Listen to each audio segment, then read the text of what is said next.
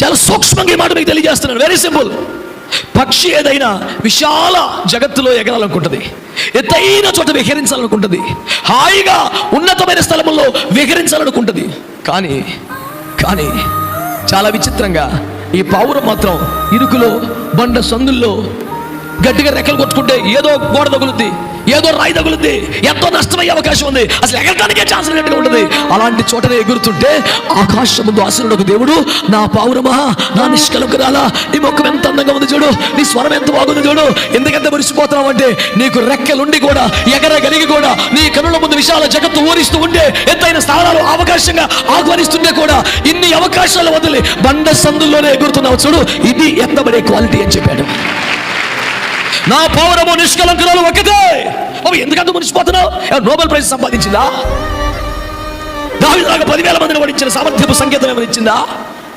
అంతగా మెచ్చుకునే విషయం ఏముందండి? మరలా చెబుతున్నాను సంగమా, రాకడలో ఎత్తబడే వారి క్వాలిటీ చెప్పనా?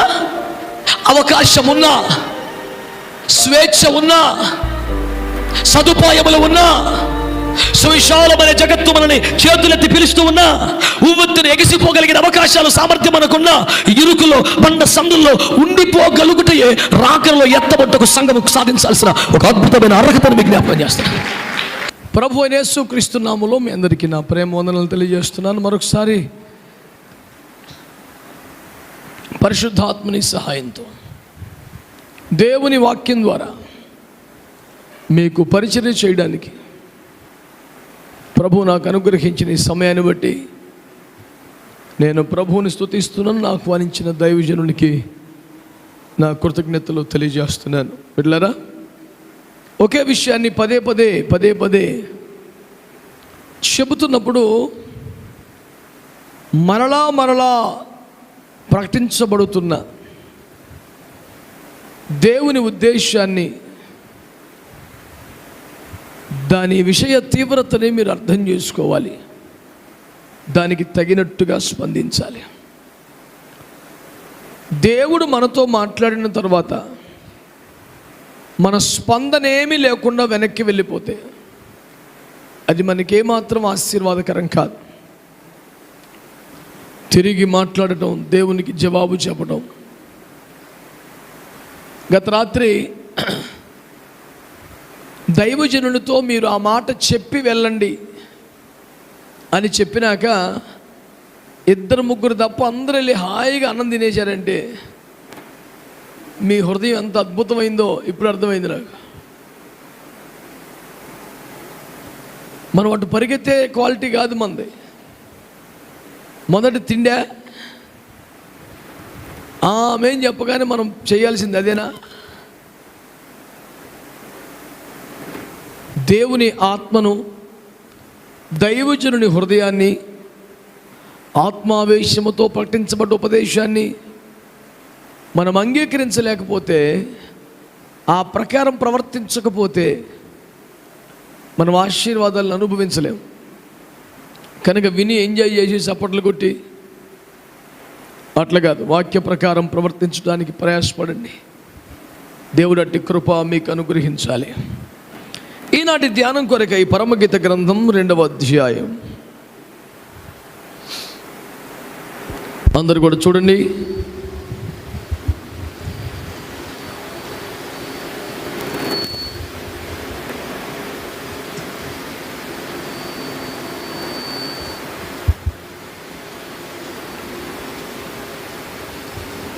పరమగీత గ్రంథం 2వ అధ్యాయం 14వ వచనాన్ని చదివి మనం ధ్యానం చేసుకుందాం.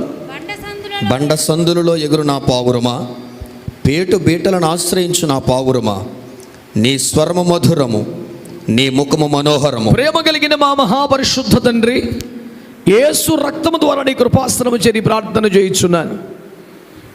పదే నీ సన్నిధికి వచ్చుటకు మాకు ఇచ్చిన భాగ్యం కొరకై స్తోత్రం. దైవజనులు, అభిషక్తులు, పరిశుద్ధులు బహుఘనమైన రీతిలో వాడబడుతున్న ఎందరో ఉండగా వారి మధ్యలో నిలుచుటకు, మాట్లాడటకు ఏ అర్హత లేని నేను నీ సెలవు చేత నీ పనికి ఉపక్రమించుచుండగా మీ అగ్ని చేత కాల్చి పుటము వేసి పరిశుద్ధపరిచి మహిమ గల మీ సేవకై నిలబెట్టమని ప్రార్థిస్తున్నాను. వినుచున్న వారందరి మీద ఒప్పింపజేసి ఆత్మను సమ్మతి గల మనసును వినుబుద్ధిని పుట్టించు. ఆత్మను యేసునామమున విడుదల చేస్తున్నాను. నిర్లక్ష్యము, నిద్రమత్తు, అవిధేయత, తిరుగుబాటు ప్రతి గలిబిలి యేసునామములో కొట్టివేస్తున్నాను. ప్రాణాత్మ దేహాలతో మీకు లొంగిపోతుండగా పరిశుద్ధాత్మ మీరే ప్రకటించువారిగా, గ్రహింప చేయవారిగా, ఒప్పింప చేయవారిగా, మహిమ గల యేసును అక్కడికి సిద్ధపరచువారిగా మీ కార్యాలన్నీ మీ శైలిలో, మీ స్థాయిలో చేయమని యేసు నామంలో ప్రార్థించి పొంది ఉన్నాము తండ్రి. ఆమేన్. చక్కగా చేతులెత్తి అందరూ కలిసి ఒక గంభీరమైన స్తోత్రం చెప్పండి. హల్లెలూయా. దేవుని బిడ్డలారా, మనకున్న సమయం కొంచెమే, అందుచేత మరింత వేగంగా నేను దేవుని వాక్యాన్ని పంచుకుంటాను. శ్రద్ధగా, ఆసక్తిగా దేవుని మాటలు వినాలని ప్రభు పేరిట మీకు మనవి చేస్తున్నాను. బిడ్డలారా, యేసుక్రీస్తు రెండవ రాకడ సందేశాలు మనము ధ్యానం చేస్తున్నాం. ఈ పగలు రాకడలో మనము ఎత్తబడాలి అంటే మనము తిరిగి సమకూర్చబడాలని, మొదటి అనుభవాల్లోనికి రావాలని, ఆ నిద్రిస్తున్న అనుభవాల నుండి అలంకరణ సంబంధమైన లౌకిక ఆత్మల అనుభవాల నుండి మనం విమోచించబడి ప్రియుని ఎదుర్కొనగలిగిన అనుభవానికి రావాలని ఈ పగలు దేవుడు తన వాక్యం ద్వారా, ఆత్మ ద్వారా మన మధ్యలో పనిచేశారు. ఈ పగలు పరిచర్యలో దేవుని ఆత్మచేత సంధించబడి సమర్పించుకున్న బిడ్డలంతా చేతులతో ఒక మంచి స్తోత్రం చెప్పండి గట్టిగా. హల్లెలూయా. ప్రియులారా, ఈ పూట కూడా త్వరగా కొన్ని మాటలు మీ ముందు పెట్టాలని నేను ఆశపడుతున్నాను. ఈ ఉదయకాలం చెప్పిన వ్యాఖ్యాన సూత్రం గుర్తుపెట్టుకోండి. ఇక్కడ ప్రియుడు ప్రభువైన యేసుక్రీస్తు వారు, ప్రియురాలు సంఘం, ఇక్కడ పౌరం సంఘం. దేవుడు సంఘమును పౌరమా అని పిలిచి తనను ప్రశంసిస్తున్నట్లుగా మనకు కనిపిస్తున్నది. మనము నేర్చుకున్న వాక్యం ఏమిటంటే, ప్రియుడు సంఘమును మెచ్చుకున్న, పొగిడిన ప్రతి సందర్భము కూడా రాకడలో ఎత్తబడుటకు మనము సాధించవలసిన అర్హత అని గ్రహించాలి.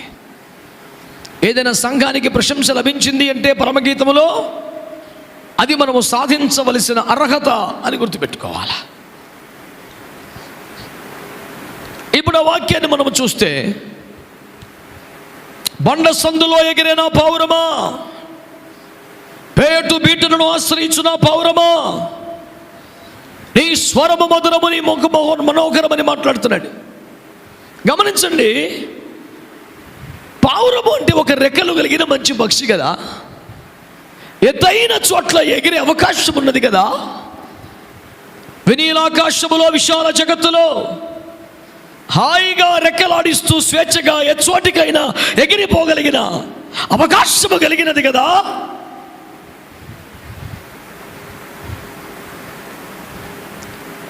ఇంత అందమైన, ఆరోగ్యమైన, రెక్కలు కలిగిన, ఎగిరిపోగలిగిన, ఉవ్వెత్తున ఎంతెత్తుకైనా పోగలిగిన ఒక పక్షి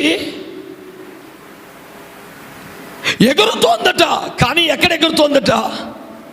బండ సందులలో ఎగురుతోందట.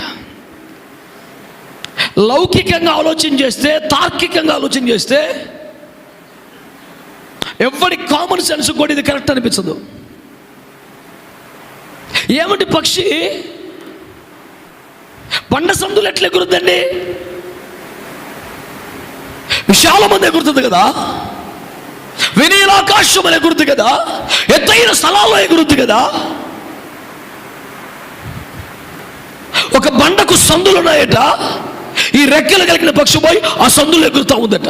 ప్రాక్టికల్గా మీరు ఆలోచించండి. ఒక పక్షి ఏదైనా బండ పగిలిపోతే ఆ సందులో పోయి ఎగురుద్దా పక్షి? తార్కికంగా, లౌకికంగా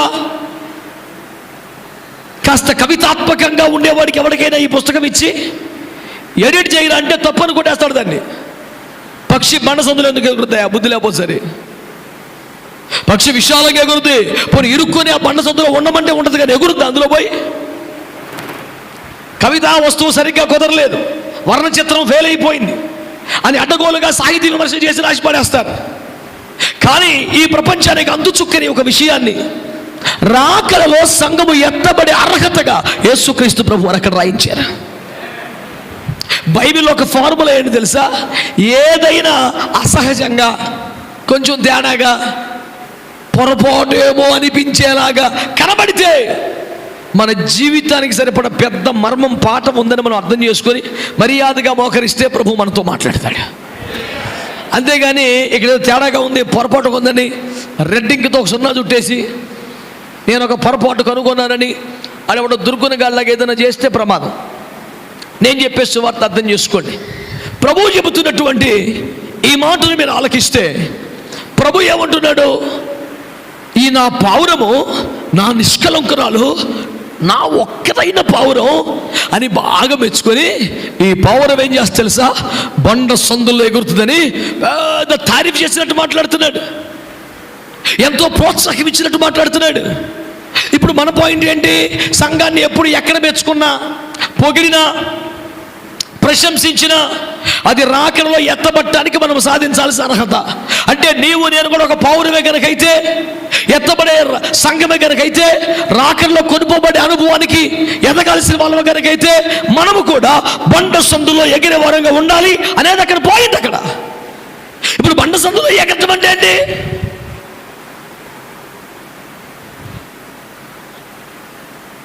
చాలా సూక్ష్మంగా ఈ మాట మీకు తెలియజేస్తున్నాను. Very simple.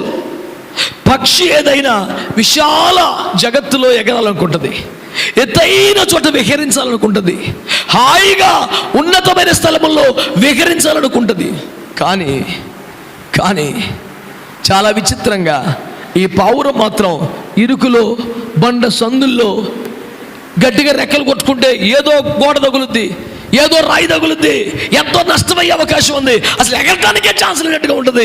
అలాంటి చోటనే ఎగురుతుంటే ఆకాశం ముందు ఆశీనుడకు దేవుడు, నా పావురమా, నా నిష్కలంకురాలా, నీ ముఖం ఎంత అందంగా ఉంది చూడు, నీ స్వరం ఎంత బాగుంది చూడు, ఎందుకంత మురిసిపోతున్నావు అంటే నీకు రెక్కలుండి కూడా, ఎగరగలిగి కూడా, నీ కనుల ముందు విశాల జగత్తు ఊరిస్తూ ఉంటే, ఎత్తైన స్థానాలు అవకాశంగా ఆహ్వానిస్తుంటే కూడా ఇన్ని అవకాశాలు వదిలి బండ సందుల్లోనే ఎగురుతున్నావు చూడు, ఇది ఎత్తబడే క్వాలిటీ అని చెప్పాడు. నా పౌరము నిష్కలంకురాలు ఒకటే. బాబు ఎందుకంత మునిసిపోతున్నావు? Nobel prize సంపాదించిందా? దావీదులాగా 10,000 మందిని ఓడించిన సామర్థ్యపు సంకేతం ఏమైనా ఇచ్చిందా? అంతగా మెచ్చుకునే విషయం ఏముందండి? మరలా చెప్తున్నాను సంగమా, రాకడలో ఎత్తబడే వారి క్వాలిటీ చెప్పనా?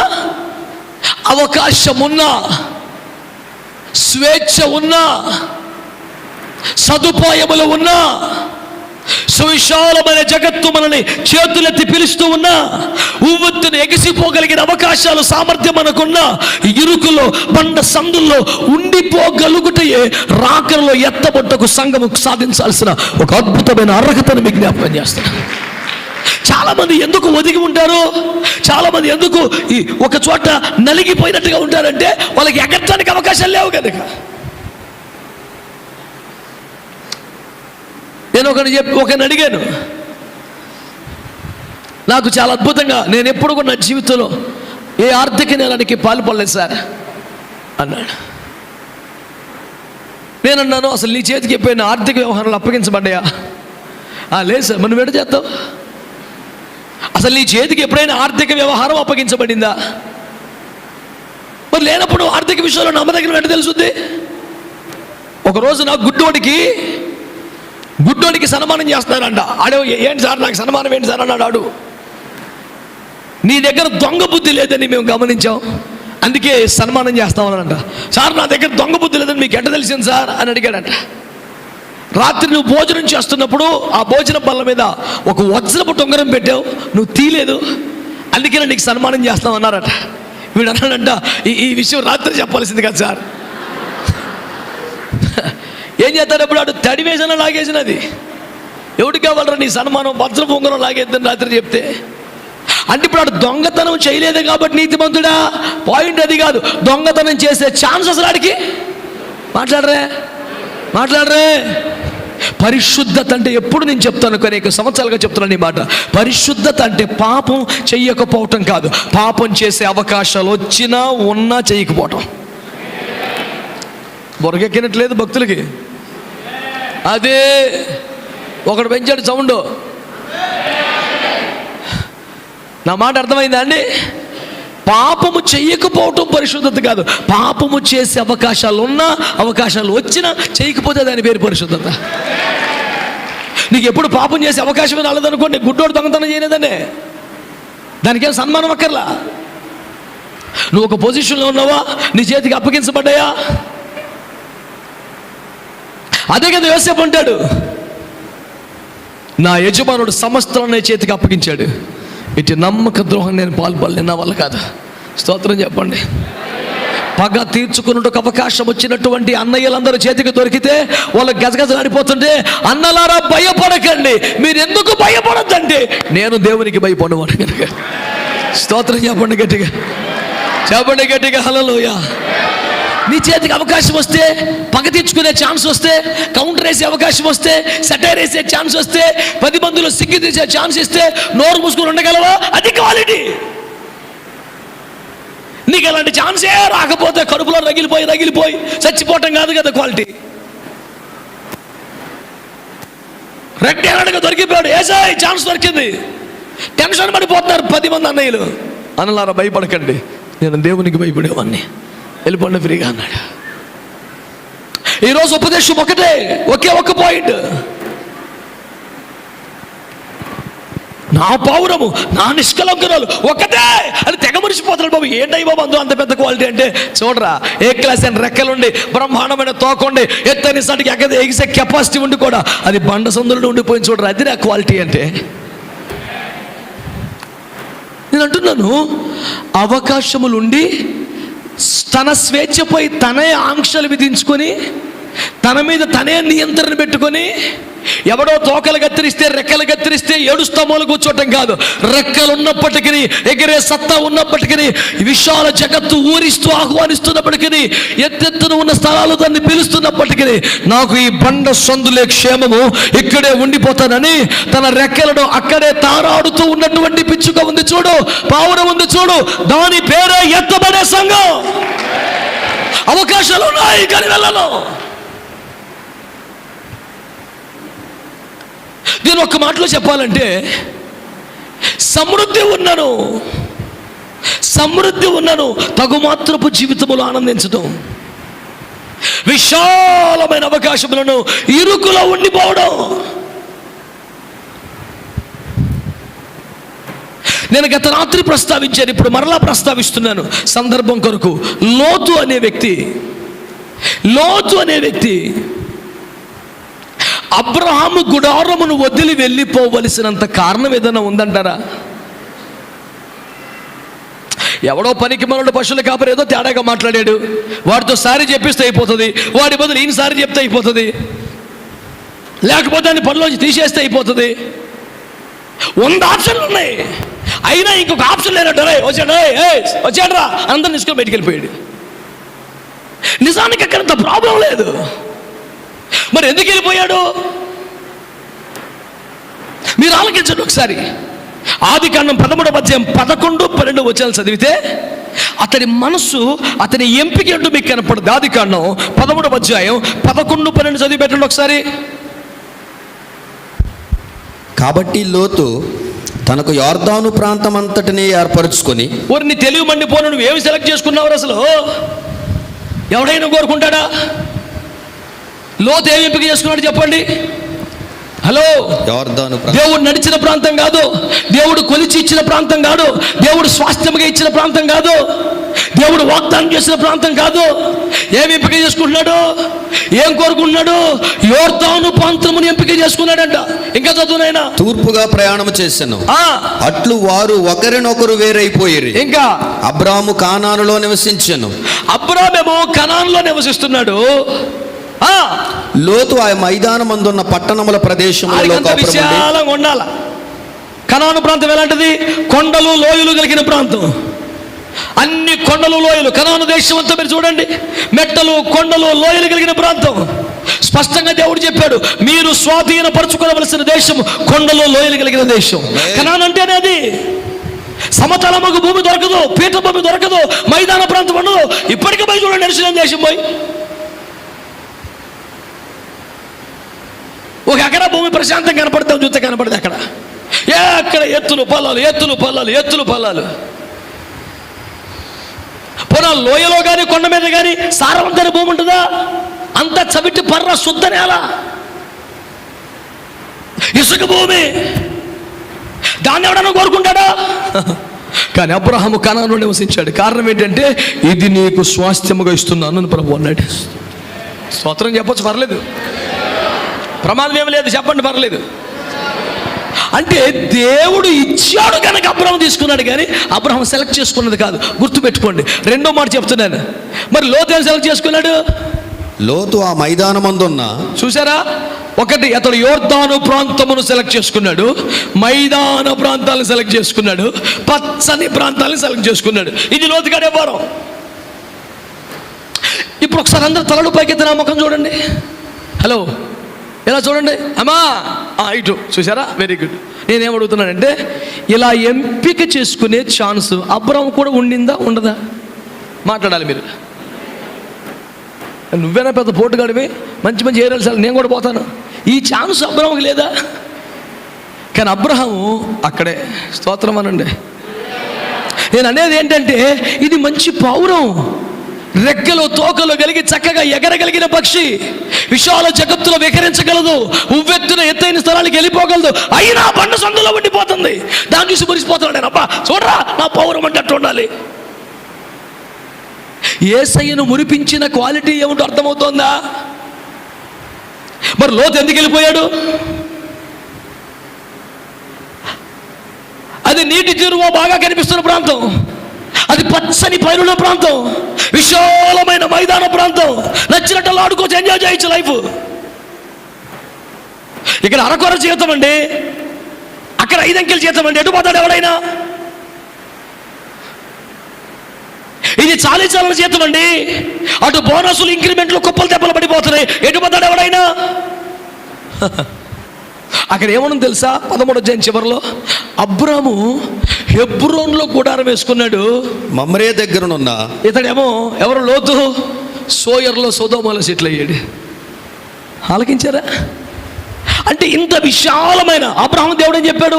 నడిచినదంతా నీదే, చూసిందంతా నీదే, నీ ఇష్టం రబ్బాయి అన్నాడు. మరి ఇంత అవకాశం వచ్చాక అబ్రహాం ఏం చేస్తున్నాడు?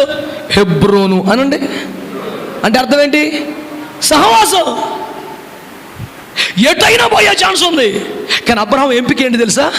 సహవాసానికి దగ్గరలో ఉండాలి, సహవాసానికి అందుబాటులో ఉండాలి, సహవాసంలో స్థిరపడాలి, సహవాసంలో నాటుపడాలి. సహవాసం ముఖ్యం, సహవాసం ముఖ్యం. అబ్రహాం ఆలోచన అంతా సంఘం, సహవాసం, దైవజనుడు, ఇదంతా తిరుగుతూ ఉంది. మనోడు బాబుది ఏంటి? ఎక్కడ నీటి తీరువో బాగుంది, ఎక్కడ పచ్చగా ఉంది, ఎక్కడ విశాలంగా ఉంది. వీడికి కంఫర్ట్స్ కావాలా, లైఫ్లో సౌకర్యాలు కావాలా, సుఖవంతమైన జీవితం కావాలి. వీడి దృష్టిలో ఆశీర్వాదం ఏంటంటే, సైకిల్ బండి అయిపోవాలి, బండి కారు అయిపోవాలి, కారు ఇంకోటి అయిపోవాలి. దీని పేరు ఆశీర్వాదం. ఇంకొంచెం ముందుకెళ్తే చదవక్కర్లేదు మీరు, కానీ 14వ అధ్యాయంలోనే ఆడెవడో వచ్చాడు, వీడి భార్య బిడ్డలు ఎత్తుకుపోయాడు. అప్పుడైనా లెంపలు వేసుకుని వెనక్కి వచ్చాడా? రాలా. మీరు ఇప్పుడు ఆలకించాల్సిన పాయింట్ ఏంటంటే, గత రాత్రి అన్నానుగా, పోనీ సొదొమ బుద్ధులు ఏమైనా నచ్చినాయా? వారి పాప జీవితాన్ని ఇతడు ఎంజాయ్ చేశాడా? రోజు బాధపడేవాడంట. రేయ్, అంత బాధపడితే ఎందుకున్నారో మరి అక్కడ వచ్చేయచ్చుగా. రాడు. కారణం చెప్పరా? సొదొమలో అంట మనోడు అందరికీ తీర్పులు తీరుతాడంట. చెప్పండి చెప్పండి, ఏం చేస్తాడు? ఏం చేస్తాడు చెప్పండి సార్? ఆ ఊర్లో పెద్ద మనిషి అయ్యాడు మనోడు, నాన్ లోకల్. అయినా వీడికి పోస్టింగ్ ఇచ్చారు. ఈయన జడ్జిగా పెద్ద మనిషిగా పెట్టుకున్నారు. ఎవరు వచ్చినా భార్య పడుతుంది.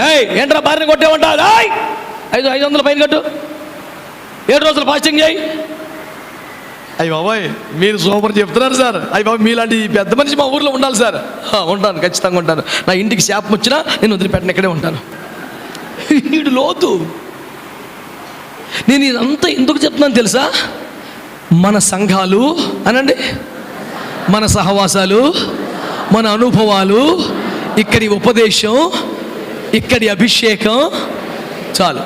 అనుభవించిన తర్వాత కూడా కొంతమంది ఒక నామకార్థ సంఘాలు ఎందుకు సెటిల్ అవ్వగలుగుతున్నారు? మీకు అర్థమైందా? ఆడికి అక్కడ పాటలు నచ్చవు, ఆడికి అక్కడ వాక్యం నచ్చదు, ఆడికి అసలు నడిపింపే నచ్చదు, అక్కడ అసలు కార్యాలు లేకపోతే బాధ అనిపిస్తుంది. కానీ వాడు సంఘం వదిలిపెట్టాడు. కారణం తెలుసా? ఆడికి అక్కడ ఏదో పోస్ట్ ఇచ్చారు. ఆడికి ఏదో ట్రెజరీయో, సెక్రటరీయో, ప్రెసిడెంట్ ఉంటాయి కదా, నాకు తెలియదు ఈ పోస్టులన్నీ. ఏదో ఒక పోస్ట్ ఇస్తారంటే ఆడు శాపమైన అనుభవిస్తాడు, కానీ అక్కడి నుంచి కదలలేకాడు. లోతు లోతు ఏమిరా అక్కడ సెటిల్ అయ్యేవాడికి ఇక్కడ మనకు పోస్ట్ అమ్మా. సిల్వయ్య గారు వెనకాల 15 ఏళ్ళు తిరిగా, నాకు ఏ పోస్ట్ ఇవ్వాలా? ఓరకు చర్చికి వెళ్ళటం రావటమే, వెనకాల తిరగటమే.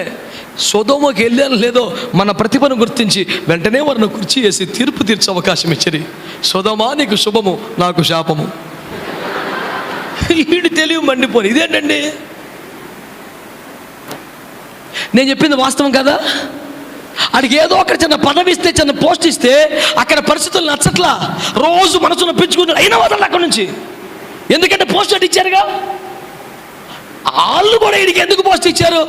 వీడు పోస్ట్ ఇస్తే తప్ప ఆగడం వాళ్ళకే తెలుసు. వీడు సహవాస విలువ పెరిగిన వాడు కాదు, ఆత్మీయ తండ్రి మనసు ఎరిగిన వాడు కాదు, దైవజనుడి అభిషేకం గుర్తించిన వాడు కాదు, దేవుని సహవాస విలువ ఎరిగిన వాడు కాదు. వీడికి పదవులు కావాలి, వీడి గొప్పతనం కావాలి, మాట్లాడితే మైక్ ఇవ్వాలా, వీడి పేరు చెప్పాలా, వీడికి ఏదో పని పెట్టాలా, లేకపోతే కుదరదు.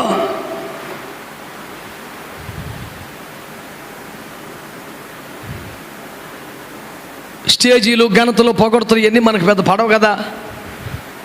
మా విశ్వాసాలను అడిగారు ఒకసారి, అన్నా ఆయా స్టేజీల మీద కొంతమంది అయ్యగారుల్ని తీసుకొచ్చి కూర్చోబెడుతుంటారు.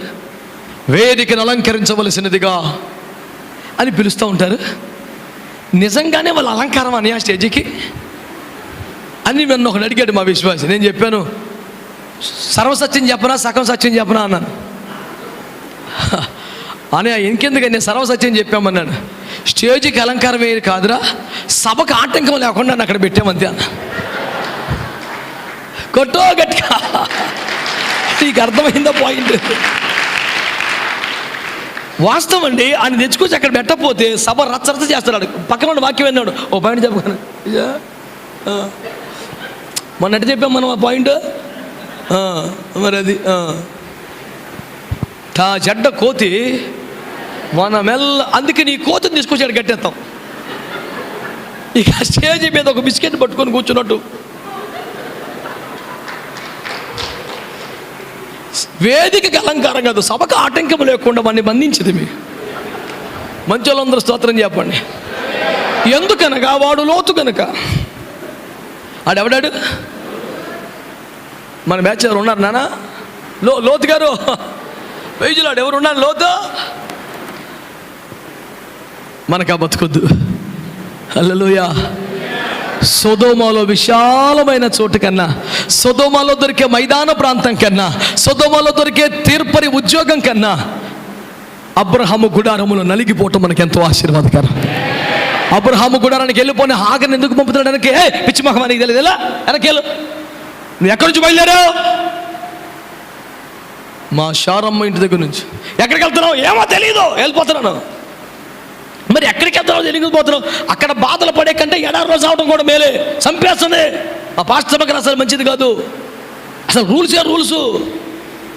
అయ్యగారన్న కొంచెం శాంతంగా మాట్లాడు. ఈయన ఎప్పుడు పుల్లరిసినట్టే ఏసు రక్తం ఏం చేయి. అప్పుడు యేసుప్రభువు ఏమన్నాడు? అవునా బిడ్డ, మీ పాస్టర్ అంతా కఠినంగా మాట్లాడుతుందా ఏంటి? నిన్ను బాగా చూసుకోవాలి కదా. నేను మాట్లాడతాను మీ పాస్టమ్మతో. ఏ పాస్టమ్మ, ఈ బిడ్డను ప్రేమించము, హత్తుకొనము, ఎత్తుకొనము, ముద్దోడము, లాలించము అని ఆజ్ఞాపించదను. ఉందా ఆ బైబిల్లో? ఏమన్నాడు? నోరు మూసుకొని వెళ్ళి అనికి మెనిగిపోడు. ఆహా, బైబిల్ కార్మిక విరోధమైన బైబిల్, యాజమాన్య కోటాలోనే ఉన్నది. బైబిల్లో సమానత్వమే లేదు. పెత్తందారి వ్యవస్థకే కొమ్ము కాసిన బైబిల్. ఎవడన్నా దుర్గున కానీ మళ్ళీ అదొక ఉత్తరం రాస్తాడు. మంచి వాళ్ళకి స్తోత్రం చెప్పండి. యేసయ్య ప్రేమ గల దేవుడా కాదా? మీరు మాట్లాడతలా? యేసయ్య ప్రేమ గల దేవుడా కాదా? అందరినీ సమానంగా చూస్తాడా? చూడ్డా? పక్షపాతం ఉంటుందా? ఉండదా? లేదు. కానీ శారములను తిప్పలు పెడుతుంది అంటే పడో తిప్పలు పడో.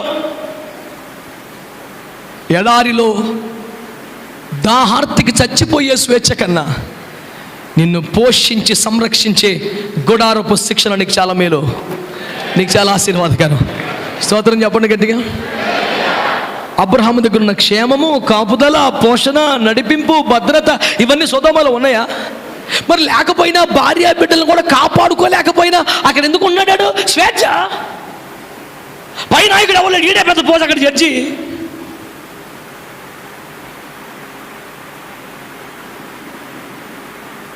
పోను 10 మంది ఆత్మలు సంపాదించారు అక్కడ. ఏమన్నా వీడి మీద నమ్మకం పెట్టుకొని మన పెంపకం కదా సూపరు, మన పెంపకం కదా, ఆడు సంపాదించే ఉంటాడు ఆత్మల్ని అని అబ్రహాం గారు ఫిక్స్ అయిపోయి ఒక 10 మంది ఉంటే అని 10 దగ్గర ఆగాడు. ఈ బ్యాచ్ ఎంతమంది? 4గురేగా. మరి 10 మంది 4గురి దగ్గర రావాలిగా, ఎందుకు రాలేదు? ఇంతమంది కలిసి ఒక 6గురు సంపాదించి ఉండరా అని అబ్రహాం ఫీలింగ్. 10 మంది ఉండి వదిలేస్తావు అన్నాడు. ఆ 10 మంది ఉంటే ఓకే అన్నాడు. సుత్తిలు 4గురే ఉన్నారు. ఆ 2 అంటే 4గురే వచ్చారు. ఏంటి ఇంకెవరు లేరా? మా ఇంట్లో ఎవరు ఉంటారు అంటే మన విశ్వాస గృహం కాదా? అబ్రహాం కూడా 400 మంది ఉన్నారుగా, మీ దగ్గర 4గురు ఉంటారేమో అనుకున్నాం. కొంతమంది ఎంత వచ్చిన ఆడిది అంటే దేవునికి స్తోత్రం. లోతుగాడు జడ్జి పోసి ఎలగబెట్టి పచ్చని ప్రాంతంలో ఉండి ఆడే 4గురే. ఇంకనూ ఎవరైనా కలరా? మాకెవరు లేరు సార్, మేమే సార్. రేయ్, నీకులాగా యోర్దను నదీ పరివాహక ప్రాంతం కాదు, పచ్చని భూములు లేవు, మైదాన ప్రాంతం లేదు, అయినా పూటకి 400 మంది పోషిస్తున్నాడు అబ్రహాం అక్కడ. స్తోత్రం చెప్పండి గట్టిగా. వాళ్ళందరూ ఎవరో ఎత్తుకొచ్చిన వాళ్ళు కాదు, తన ఇంట పుట్టినవారు. గట్టిగా ఆమేనని చెప్పండి ఒకసారి. అబ్రహాం ఇంట్లో కడుపున శరీరంలో ఇంకా ఇస్సాకు పుట్టలేదు, ఇష్మాయేలు పుట్టలేదు, కానీ 400 మంది జనం పుట్టారు అక్కడ. ఈ పోటీగాడు మొత్తం ఓడిపిక్కొని మేము మాకు రాదా ఈ మాత్రం పాటలు పాడటం, మేము ప్రార్థన చేయలేమా, మేము దయ్యాలు ఎలగొట్టలేమా, మేము స్వస్థపరచలేమా, మేము ప్రసంగం చేయలేమా, టాచ్ మొత్తం పడదో చేద్దాం మాకు కూడా వచ్చు అని వెళ్ళి కూటం పెట్టాడు. స్తోత్రం చెప్పరా. ఎన్ని సంవత్సరాలు చేసినా ఎంతమంది ఉన్నారు? ఆ 4గురు వాళ్ళే. మా కేఏపాలు కోట్లు వేసినట్టు ఎవరు లేడు. మంచి వాళ్ళందరూ స్తోత్రం చెప్పండి, చెప్పండి గట్టిగా. ఇప్పుడు వెళ్ళిపోయిన పాయింట్ ఏంటి చెప్పండి? స్వేచ్ఛ, పదవి, ఘనత. ఆడికి అణిగిమనిగొంటం రాదు, లోపట్టం రాదు, సమర్పించుకోవడం రాదు. ఆడికి వెళ్ళిపోవాలంతే. రే పిచ్చి మొహమాడా, పౌరురా, ఎత్తు చోట్లకి ఎక్కడగలరా? రే లోతో వింటున్నావా? చూడరా, నా పౌరము నిష్కలంకరాలు ఒక్కతే. ఎందుకయ్యా అంతా మాట్లాడుతున్నామంటే దానికి రెక్కలు ఉన్నను. చెప్పండి, బండ సందుల్లోనే ఎగురుతుంది. స్తోత్రం చెప్పండి. చేతులెత్తి గట్టిగా స్తోత్రం చెప్పండి. హల్లెలూయా. నువ్వు ఆశీర్వదించబడిన తర్వాత కూడా, నువ్వు విస్తరించిన తర్వాత కూడా, నువ్వు ఉపదేశం నేర్చుకున్న తర్వాత కూడా, వాడబడుట ఆరంభించిన తర్వాత కూడా, కృప పొందిన తర్వాత కూడా బండ సందుల్లో ఉండిపోగలవా? ఇరుకులు అడ్జస్ట్ అవ్వగలవా? 2వ రాసుల గ్రంథం 6వ అధ్యాయం తీయండి. 2వ రాసుల గ్రంథం 6వ అధ్యాయం.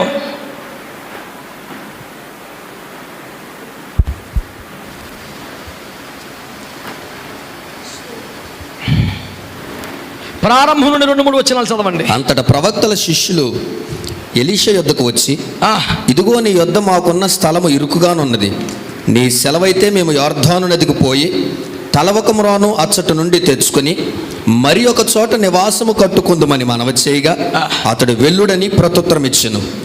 ఒకడు, దయచేసి నీ దాసులమైన మాతో కూడా నీవు రావాలనని కోరగా. ఇలా చూడండి బిడ్డలారా, తలలు పైకెత్తిన వైపు చూస్తూ అందరూ ఈ మాట మీరు ఒక మంచి స్తోత్రం చెప్పండి గట్టిగా. బిడ్డలారా, దయచేసి ఈ మాట గమనించండి. ఎలీషా శిష్యులు అనండి. వీళ్ళందరూ కూడా ఆయా సమస్యల్లో, ఇబ్బందుల్లో, రోగాల్లో, బాధల్లో, తిప్పలలో దేవుని సన్నిధికి దైవజనుడి దగ్గరికి వచ్చారు.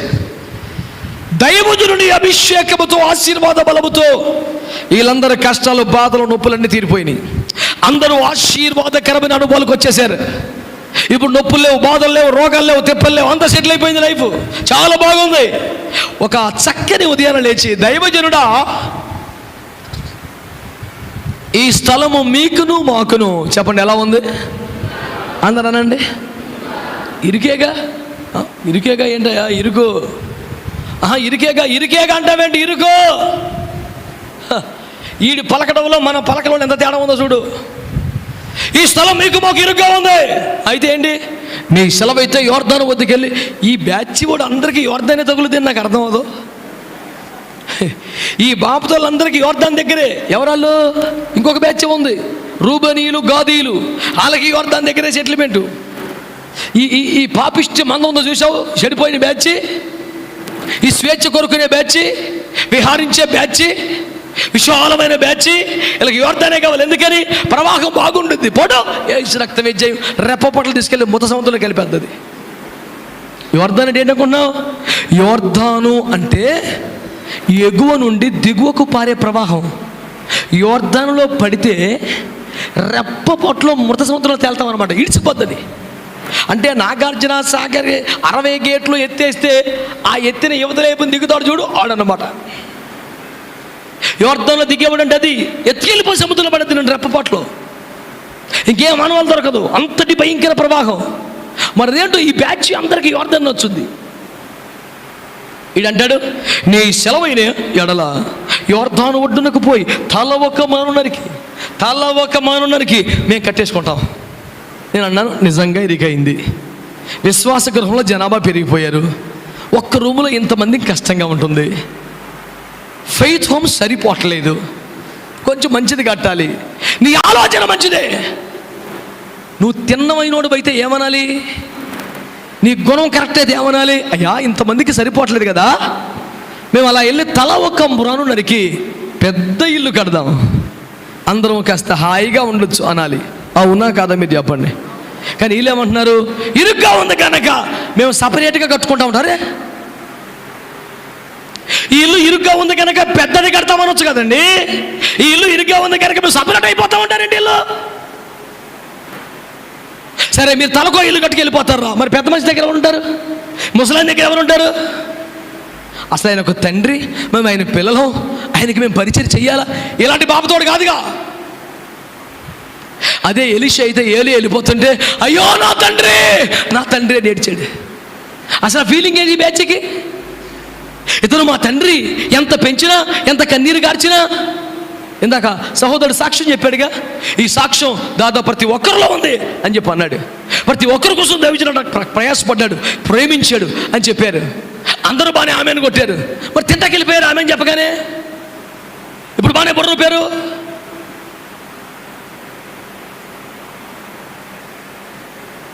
చంటిబిడ్డ తల్లి అన్నం తినాలనుకున్నప్పుడే పిల్ల ఏడుస్తుందంట.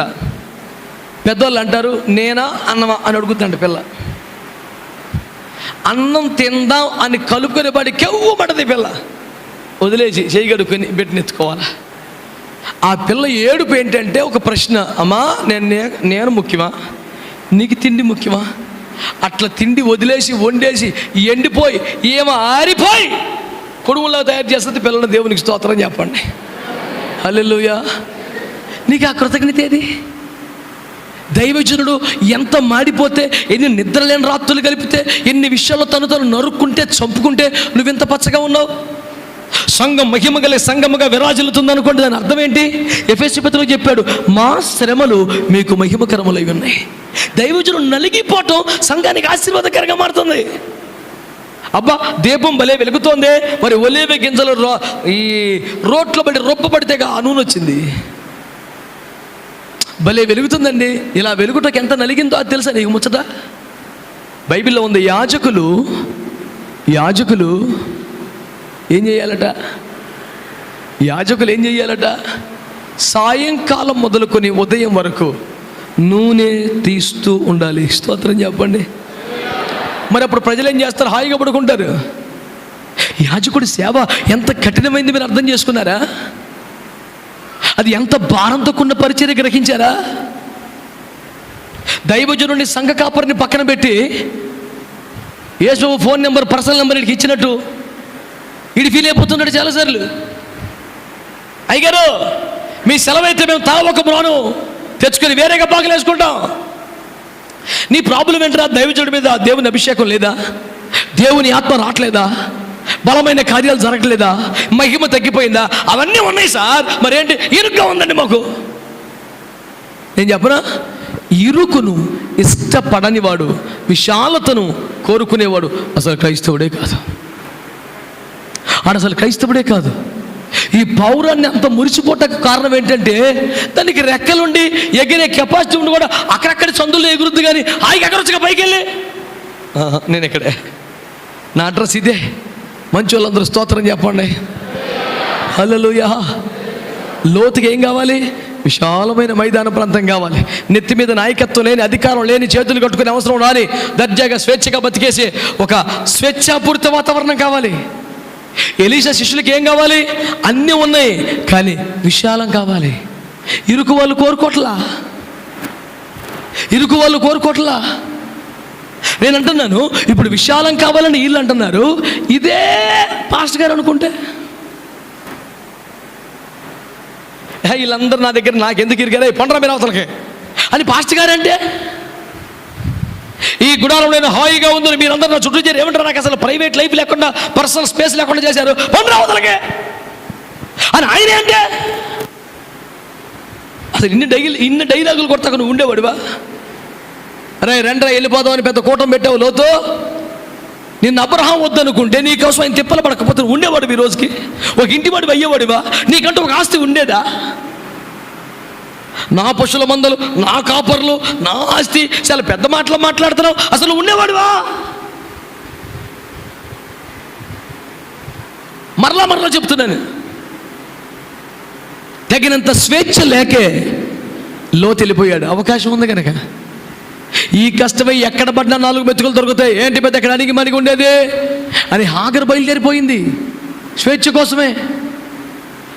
ఎలీషా శిష్యులు బయలుదేరిపోయారు ఇరుకులో ఉండలేకే. నేను అడుగుతున్నాను, ఇదే పని పాస్టర్ గారు చేస్తే ఎట్లుండేది? ఓసారి యెహోషువ గ్రంథం చూడండి. యెహోషువ గ్రంథం 3వ అధ్యాయం.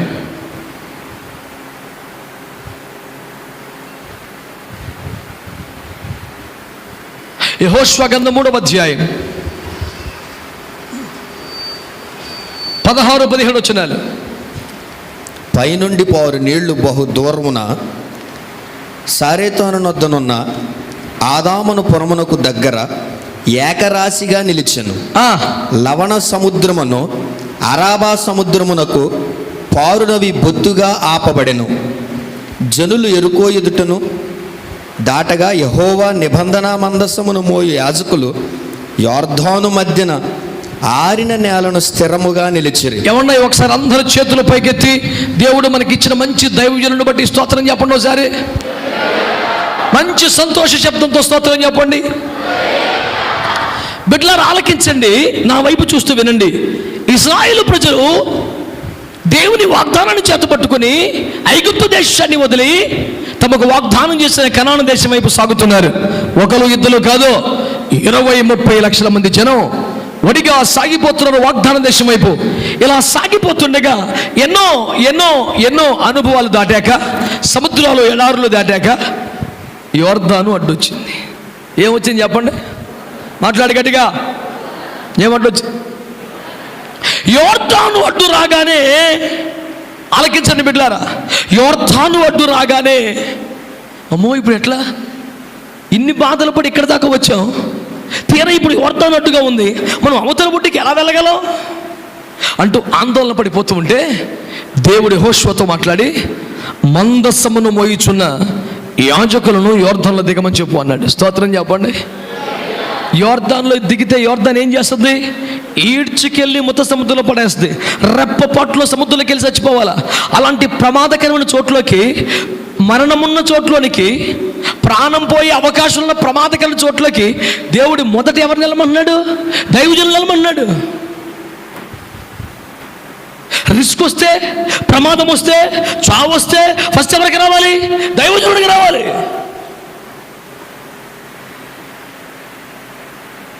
తన ప్రజల్ని వెనకాల పెట్టి సమస్యకు ముందెళ్ళేవాడు దైవజనుడు. స్తోత్రం చెప్పండి. హల్లెలూయా చెప్పండి. కానీ సౌలు ఏం చేశాడు? తాను వెనక ఉండి రాయ్ ఎవడైనా వెళ్ళి గొల్లియాతను చంపుతాడా, వాడికి రాజ్యంలో 300 ఇచ్చేస్తాను, నా బిడ్డనిచ్చి పెళ్లి చేస్తాను. నువ్వు వెనకాల నుండి కుర్రోళ్ళు నెగతోయటమేంట్రా? అది రాజకీయ నాయకుల లక్షణం, రాజు లక్షణం కాదు. రాజకీయ నాయకుడు ఏం చేశాడు? వీడు వెనకాల నుండి నువ్వు వెళ్ళు, నీకేం కాదు, నువ్వు చూసుకోండి, నేనున్నాను వెళ్ళు. వీడు వెళ్ళిపోయి రెచ్చిపోతాడు, తీసుకెళ్ళి లోపల పడేస్తారు.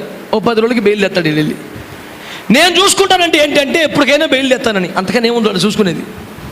చూసుకునేదంతా పోలీసు వాళ్ళు చూసుకుంటారు వాడి సంగతి. నేను చూసుకుంటానంటే అర్థం ఏంటంటే ఎప్పటికైనా బెయిల్ తెస్తాను రా, ఎల్లు నువ్వు అని. వీడు పిచ్చోడు తెలియక వెళ్ళిపోయి దెబ్బలు తింటాడు. రాజకీయ నాయకుడు అదే రాజు అయితే ఏం చేస్తాడు తెలుసా? ఆగో తన సైన్యమునకు ముందు నడిచేవాడు రాజు.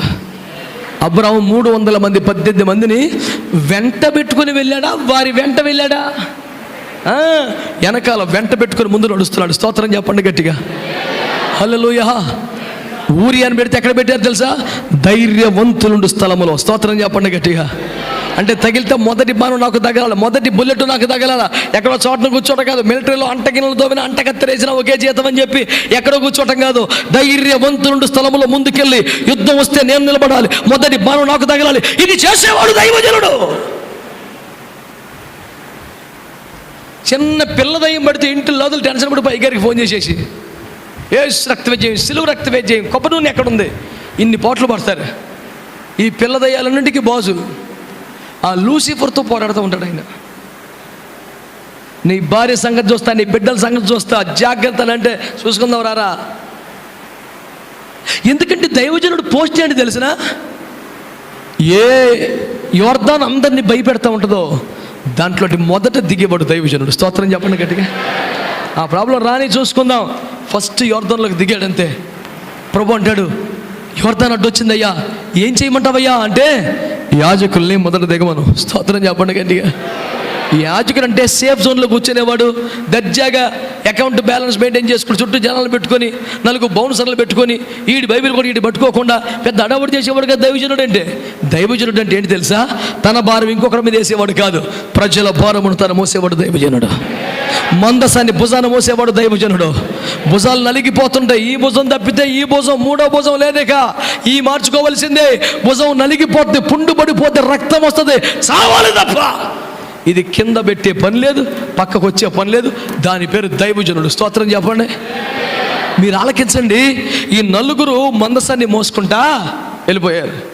వీళ్ళు అడుగు పెట్టగానే నీళ్ళకే కరెంట్ షాక్ కొట్టింది యేసు రక్తవేద్యం. వెళ్ళిపోయే మెరకన ఆగిపోయినాయి. నీరు పల్ల మెరుగు లేదుగా, మెరకన ఆగింది. స్తోత్రం చెప్పండి. నువ్వెంత రాగాలు తీసుకొని పరికిరా, నిజము దేవుడు ఎరుగు. నీళ్లు పల్ల మెరుగు, నీళ్లు మెరక ఎక్కువ. వెళ్ళిపోయి హైట్లో ఆగిపోయినాయి యేసు రక్తవేద్యం. దైవజనుల మధ్యలో నిలబడ్డారు. అందరూ ఆశ్చర్యంగా చూస్తుంటే దైవజనులు అంటారు, మీరు త్వరగా యోర్దాను దాటి అద్దరికి వెళ్ళిపోండి. చప్పట్లు కొట్టి స్తోత్రం చెప్పండి గట్టిగా. హల్లెలూయా, హల్లెలూయా. 1 2 లక్షల మంది టపా టపా టపా వెళ్ళిపోతున్నారు. పాయింట్ తెలుసా? దైవజనులు మాత్రం 20-30 లక్షల మంది ఎక్కేశారు. వీళ్ళు యోర్దాను మధ్యలోనే ఉన్నారు. వీళ్ళ కాళ్ళు అక్కడ దిగబడుతున్నాయి, కాళ్ళు వణుకుతున్నాయి, నడుము నొప్పి పెడుతుంది, భుజాలు పుండు పడిపోతున్నాయి. వీళ్ళు మాత్రం అలాగే నుంచున్నారు. ఒక శ్రేయోభిలాష్ అంటాడు, పాస్టర్ గారు ఏంటి సార్ మీరు మధ్యలో ఉండిపోయారు, ఎలాండి మీరు వెళ్ళిపోండి. ఓరి అమాయకుడా, మేమే గనక ఒడ్డెక్కితే ఏం జరుగుద్ది తెలుసా? ఏం జరుగుద్ది? మళ్ళీ యోర్దాను మొత్తం చచ్చిపోతారు. అందుకనే మేము త్వరగా ఒడ్డెక్కాలనుకుంటే, మేము ఒక గూటికి చేరాలనుకుంటే, మేము ఒక సేఫ్ జోన్లో ఉండాలనుకుంటే, మేము కొంత భవిష్యత్తును కాపాడుకోవాలనుకుంటే ఈ పాటికి ఎప్పుడో సెటిల్ అయిపోవచ్చు. పెద్ద మ్యాటర్ కాదు. దేవుడు మాకిచ్చిన కృప, మాకిచ్చిన అభిషేకం, మాకిచ్చిన తలాంతు, మాకిచ్చిన ప్రత్యక్షత, మా చేతికి ఇచ్చిన సేవ, ఈ పాటికి ఒక కొలిక్కి వచ్చేది లైఫ్ పెద్ద మ్యాటర్ ఏం కాదు. మేమే ఒడ్డెక్కాలనుకుంటే ఎప్పుడో ఎక్కేద్దాం అసలు. కానీ మాకున్న భారం ఏంటంటే మా భుజాలు నలుగుతూ ఉండగా, మా నడుము వణుకుతూ ఉండగా, మా కాళ్ళు నొప్పులు పుడుతూ ఉండగా యోర్దాను మధ్యలో నిలబడిపోవాలి, కానీ అవతల బట్టికి వెళ్ళిపోకూడదు. ఎందుకంటే మాకు అప్పగించబడ్డ చిట్ట చివరి ఆత్మ కూడా క్షేమంగా అవతల ఒడ్డుకు చేరే వరకు, క్షేమంగా అద్దరి చేరే వరకు మధ్యలో ఉండిపోవాలి. నేను అందుకే పాట రాశాను ఆ మధ్య, నాకు క్షేమం కలగాలంటే నేను ఒడ్డెక్కాలి, నా ప్రజలు క్షేమంగా ఉండాలంటే మధ్యలో ఉండిపోవాలి. దైవజనుల లైఫ్ సెట్ కాకుండా మధ్యలో అయిపోతున్నాయి. ఓ భూమి సంపాదించుకుంటారో, ఒక బళ్ళు సంపాదించుకుంటారో, ఒక ఈ అకౌంట్లో ఒక లక్షల మూగులితే ఏది ఉండదు. మా చుట్టాలు అడిగారు, ఒక చిన్న ఇల్లు కట్టుకొని నేను రేకుల షెడ్ వేసుకొని గృహప్రవేశానికి పిలిస్తే మా చుట్టపోళ్ళు అందరూ అన్నారు, ఓ ఎన్నాళ్ళు సేవ చేసి ఏమి సంపాదించేవరా. ఇట్లాంటి ప్రశ్న కూడా ఉండిద్దా? మాకు తెలవదే. మాకు తెలిసిందంతా ఏంటి? భుజాలు పుండు పడిపోయినా పర్వాలేదు, మందసాన్ని మోసుకుంటూ మధ్యలో నిలబడిపోవాలి. ఏంటి సార్ మీ టార్గెట్ ఏంటి సార్? మా టార్గెట్ ఏంటి తెలుసా? మాకు అప్పగించబడిన చిట్ట చివరి ఆత్మ కూడా క్షేమంగా అవతల ఒడ్డుకు చేరిపోవాలి, వాగ్దాన దేశానికి వెళ్ళిపోవాలి. అందుకొరకు మేము మధ్యలో నిలబడిపోతాం. మా భుజాలు పుండు పడిపోయి పర్వాలేదు. మాకు స్వేచ్ఛలే కాదు, మాకు రెక్కలు ఉన్నాయి, మేము పౌరాలమే, మేము ఎగరగలం, ఎత్తైన చోట్లు మాకు తెలుసు. కానీ బండ సందులో ఉండిపోవటం మాకు ఇష్టమైంది. అపోస్తలుడైన పౌలు గారిని చూడండి, 1 కొరింథీ పత్రిక 9వ అధ్యాయం 11-12 వచనాలు చదివి పెట్టండి ఒకసారి. 1 కొరింథీ పత్రిక 9వ అధ్యాయం 11-12. మీ కొరకు ఆత్మ సంబంధమైనవి మేము విత్తుచుండగా మీ వలన శరీర సంబంధమైన ఫలములు కోసుకొనుట గొప్ప కార్యమా? ఇతరులకు మీ పైన ఈ అధికారములలో పాలు కలిగిన ఎడల మాకు ఎక్కువ కలదు కదా. అయితే మేము ఈ అధికారమును వినియోగించుకునుట లేదు. స్తోత్రం చెప్పండి ఒకసారి, గట్టిగా గట్టిగా చెప్పండి. మీరు చెప్తారు, ఎందుకంటే మీకు ఇందులో ఇబ్బందికి వచ్చిన పాయింట్ ఇవ్వలేదు. నా ముఖం చూడండి ఒకసారి భక్తులందరూ. అయ్యా హలో, చూస్తున్నారండి? హల్లెలూయా. రైట్, జాగ్రత్తగా నన్ను చూస్తూ వినండి. ఒక మంచి పాయింట్ చెప్తాను మీకు. మీ కొరకు ఆత్మ సంబంధమైన విత్తి ఉండగా మీ వద్ద నుండి శరీర సంబంధమైనవి కోసుకుంటే పెద్ద గొప్ప సంగత? మాకు అధికారం లేదా అని అడుగుతున్నాడు. అమ్మ చెప్పండి రా, దైవజనులు మనలో ఆత్మ సంబంధమైన విత్తుచున్నారా? మాట్లాడాలి. విత్తుచున్నారా? ఉపదేశం కానీ, అభిషేకం కానీ, సూచనలు కానీ, నడిపింపు కానీ ఆత్మ సంబంధమైనవి మనలో విత్తుచున్నారు కనుక వాళ్ళకి ఏ హక్కు ఉందట? వాళ్ళకి ఏ అధికారం ఉందట? మాట్లాడాలి. ఏ అధికారం ఉంది? శరీర సంబంధమైనవి కోసుకునే అధికారం ఉన్నది. ఇప్పుడు చెప్పండి, శరీర సంబంధమైనవి మన వద్ద కోసుకొని తీసుకునే అధికారం పాస్టర్ గారికి ఉందా లేదా? మీరు మాట్లాడాలి మంచిగా, యథార్థంగా, మంచి మనస్సాక్షి చెప్పండి. ఏదో శుద్ధి మాటలు కాదు. దైవజనుడికి ఉందా? ఉందండి. ఎలాగా చెప్తాను సింపుల్గా. దైవజనుడైన ఏలియా సారేపతు విధవరాలను చూసి, అమ్మా కొంచెం నీళ్ళు తీసుకురా అన్నాడు. అలాగే అయ్యగారు అని బయలుదేరింది. అమ్మా సిస్టర్ గారు, అయ్యా అలాగే వస్తూ వస్తూ ఒక అప్పము తీసుకురా. అయ్యా ఒక అప్పమునికి సరిపడా పిండి నూనె ఉంది, నా కొడుకు పెట్టి నేను చనిపోదాం అనుకుంటున్నాను, పరిస్థితి ఇదయ్యా అంటే, మొదట ఒక అప్పము అంటే ఉన్నదే ఒక అప్పం అంటే కొడుకు పెట్టాలి. మొదట ఒక అప్పం, తర్వాత నీవును నీ కొడుకును అప్పములు ఏమీ లేదు, అక్కడ ఉన్నదే ఒకటి. కోసుకోవడం అర్థమైందా మీకు? దర్జాగా బ్రదర్, ఈరోజు ఇంటికి ఒక 10 మంది దైవజనులు వస్తారు, అందరికి వంటలు చేసుకుంటారండి. ఈ అధికారం దైవజనుడికి ఉంది. నాకు ఫలాంది తీసుకురా అని హక్కు దైవజనులకు ఉంది. కానీ మేము కానీ మీ దైవజనుడు ఎప్పుడైనా దాన్ని వాడుకున్నారా? పౌలు అంటే నాకు అధికారం లేదా? ఆత్మ సంబంధమైన మీ కొరకు విత్తి ఉండగా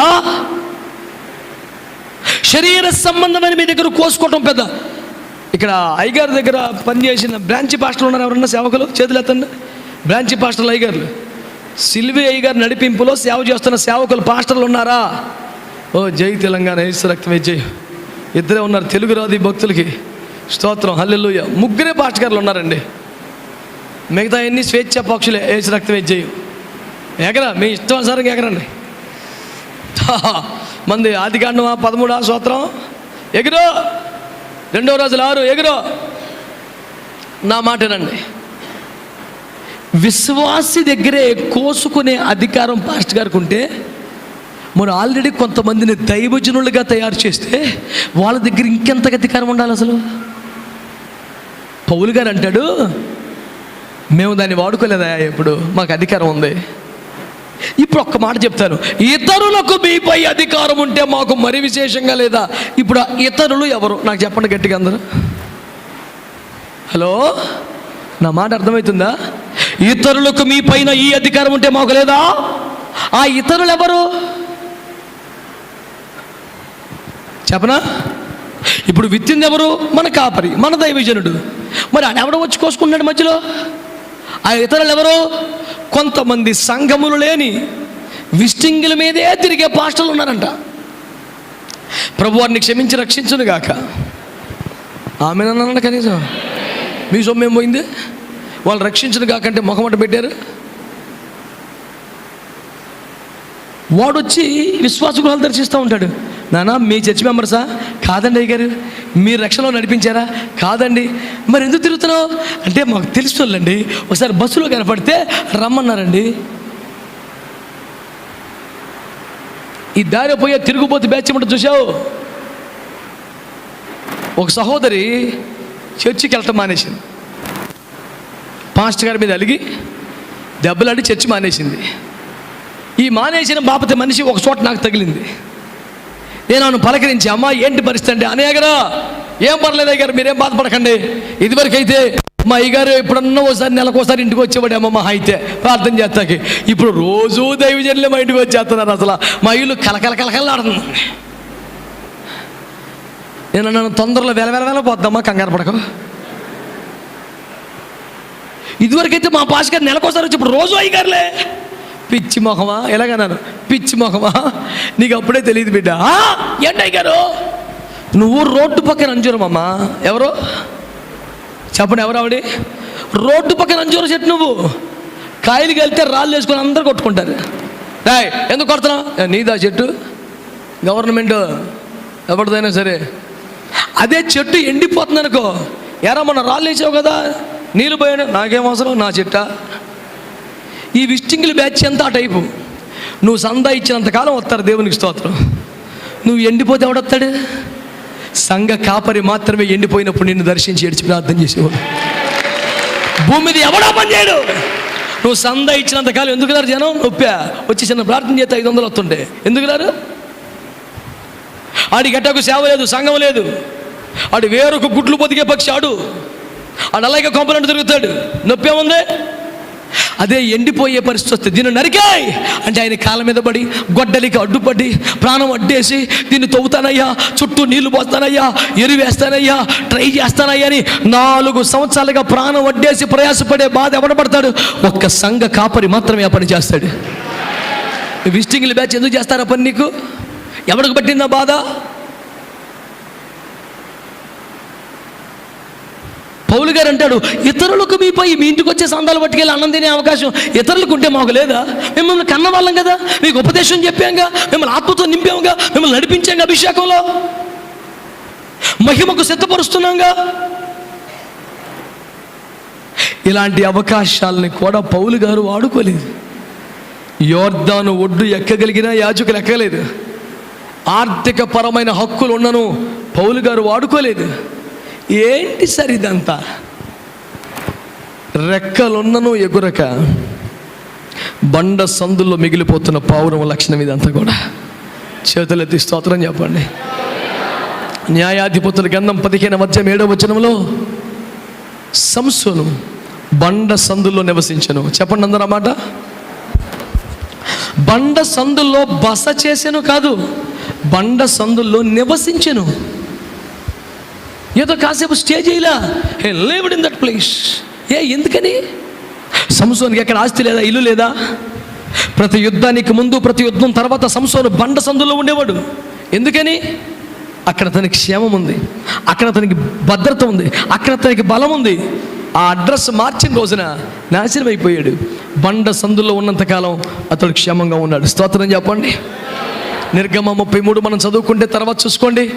అక్కడ మోషే దేవుడు అంటాడు, నీ ముఖం చూస్తానయ్యా అంటే ఆ బండ సందులో ఉండు, నేను దాటిపోయిన తర్వాత నా వీపునైనా చూసే ఛాన్స్ మీకు ఇస్తాను.